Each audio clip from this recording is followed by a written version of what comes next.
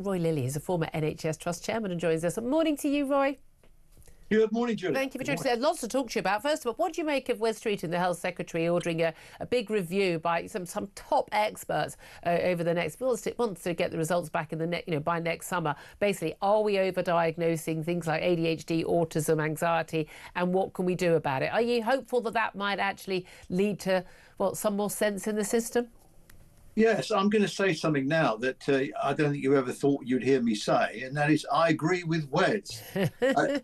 I think he's doing the right thing. I mean, I had a quick look before I came on at the international numbers, and the diagnosis in the UK is about 1.3% of people have a formal diagnosis. In the United States, it's pushing 10%. Canada is 7.5%, and Sweden is 3%. Yeah. I think my impression here is that we don't really know what's going on, and that's why Sir Simon Wesley, former president of the Royal College of Psychiatry, a very sound guy. In my view, I've sort of known him for a few years. I think they will get to the bottom of it. Some of it is about in poorer areas. It's interesting, in poor areas, in higher social deprivation, the numbers aren't as high as you would expect them to be, and that's because the NHS coverage, the number of GPs per head of population, is lower in those areas. Yeah. So there is a risk that the diagnosis is less. In a more affluent, nicer areas to live, Leafy, Surrey, things like that, the diagnosis is higher. You could say, well, that's because of the families pushing. Yep. Or you could say, well, actually, no, there are more GPs per head of population and they're likely to get a better diagnosis earlier. And if you look at the international data, there is a real link that data is poorer and services are thinner in low-income countries because the services are poorer. So I think looking at it from the outside, I would expect the report to make a correlation between access to diagnosis. Okay, there's access to diagnosis, but again, we are still diagnosing off the scale compared to a lot of other countries at the moment. No. So we are after 20. We've had a massive increase since 2019 of people being diagnosed with some very mild mental health problems, and a lot of people say, well, there was lockdown, but that hasn't happened in other countries where there has been lockdown. There is a pattern right across the OECD countries of an increase in these kind of diagnoses, and the numbers are up. But again, there's very poor data. I mean, NHS services, certainly in the NHS and probably more widely, have always been the Cinderella services, really. A new hip, bouncing baby is what the NHS is all about, but someone with deep depression and schizophrenia really hard to manage. That's not the attractive. But here's the thing, as we know, because severe mental health problems are a really big serious issue and need to be treated seriously, and they need all the help, and they can often be very expensive. But we can't channel resources into that if half the class or half a cohort of young people have got supposedly a mental health problem. We've got kids who've been diagnosed like, I've got anxiety, I can't leave the house, I can't work. We've got kids being diagnosed with ADHD, some of whom, frankly, are playing a Game Boy up till Xbox till 3 in the morning and being given a Lucozade bottle for breakfast. It's not a mystery. And then you've got the kids who are genuinely on the spectrum, genuinely need help, and children and youngsters who've got genuine health problems, mental health problems.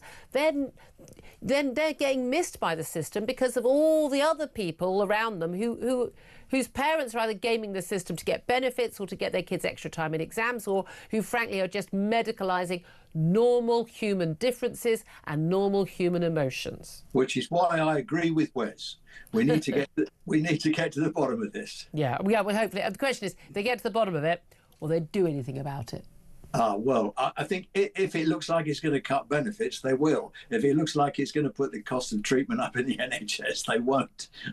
Yeah, there is that. Well, again, I don't believe for a moment they're actually going to act on it because Labour backbenchers won't let them. Let's talk about what's going on in A&E right now. And anyone who's had to go to A&E will know that, even on a sort of a Thursday morning, it's often absolutely packed. But A&E departments are under siege, health officials have said, by patients with, nonsense claims like hiccups, ingrown toenails, blocked noses. More than 200,000 100,000 A&E cases last winter could have been dealt with elsewhere.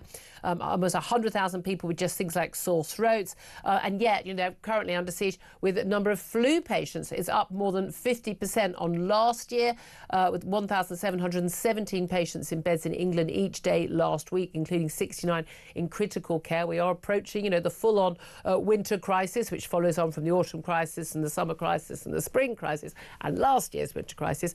But we do still have this issue of people turning up to A&E who don't need to be there, partly because they can't get to see a GP, or the GPs, won't give them their appointment within 2 weeks' time. But partly also because they know they have to be seen. Do we need to stop the situation where doctors have to see someone in A&E so they can be triaged and be told, no, go home, you're wasting people's time? Well, they do that. I mean, these trivial things that we're talking about this morning, I mean, they make good copy in the newspapers, and yes, it does happen. But, the A&Es are staffed by very sensible, experienced people, and they're not stupid. And somebody comes in with an ingrowing toenail, or in the case of the hiccups, they just burst a paper bag behind their back and give them a shock and send them home without the hiccups. They're pretty good at sorting the wheat from the chaff. It's annoying, but they sort it out. So that's not a big issue. What is a worrying issue is what is happening to the flu. Yeah. If you want to know what's going to happen with the flu, you have to look to Australia, because generally speaking, we follow what's happened with them. They've had a very early flu season, and it's been horrendous. And they've had, pictures of people in corridors and all the kind of problems that we've had here. So yes, there is a problem with the flu. If you can get a flu jab, get it. If you've got to pay for it, it's worth it, because this is a very nasty strain of flu, and it is causing lots of what we call exacerbations. That means making existing conditions worse. And that generally means older people. That generally means a couple of nights in hospital. And that generally means getting them out and getting their care package reinstated is a palaver. So yes, it's a problem. It's a big one. I think we know flu, like COVID, affects elderly people, but unlike COVID, actually, you can also affect younger children as well. Absolutely. And that can be a particular issue.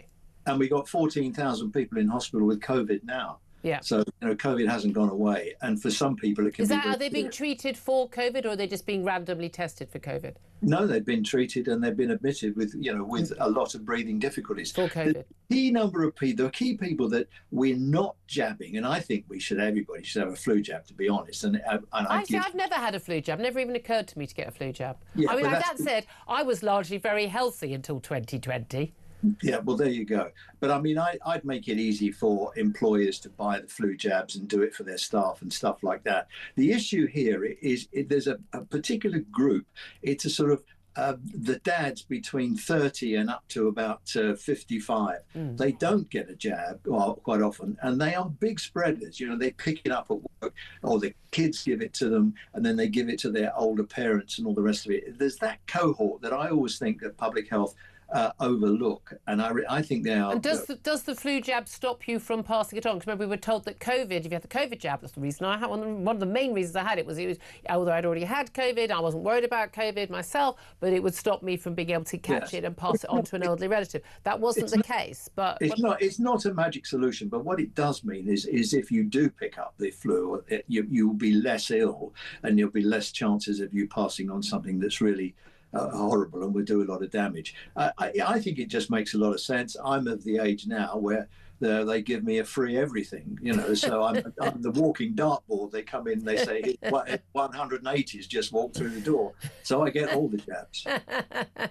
Well, maybe I'm on my way. Maybe I should start doing that. I don't know. But again, we do have the NHS. It always moans and freaks out about every winter. Is it particularly worse? Because we were warned, weren't we, that the suppression of flu by COVID, because the COVID bug was so virus was so strong, and it basically suppressed a lot of the other diseases. And then, of course, COVID is still with us, but the other ones, they've come back. We were told, I remember 2021, look, when flu comes back, it's going to come back with a vengeance, and it has. It has. It certainly has. And the difficulty is, as I say, it exacerbates other conditions. Yeah. And that particularly in the elderly, and that's what sort of gets a lot of people who are are in medical beds. When the medical beds are full, you start on the surgical beds, and then when you go on the surgical beds, you have to cancel elective procedures because you haven't got any beds for people. And we've got the strike coming up as well. Don't ask me about the strike. Go on, I want to ask you about the strike very quickly. I mean, the timing is not helpful running up to Christmas. No, it isn't. They know exactly what they're doing.